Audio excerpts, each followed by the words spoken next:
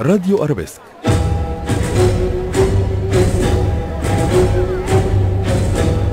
مصر اللي بجد. كابتن حسام، كلمه للمصريين عبد الرجل ارابيسك مصر، تقول لهم ايه؟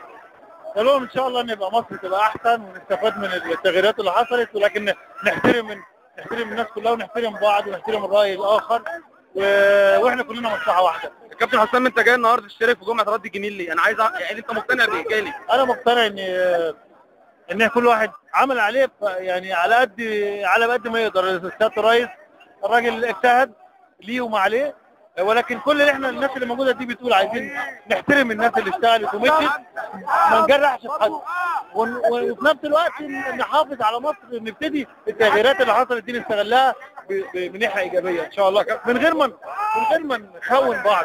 مش عايزين نقول الرئيس من ورا كده. بقول له شكرا على اسئلته، وان شاء الله الناس اللي جايه تكمل.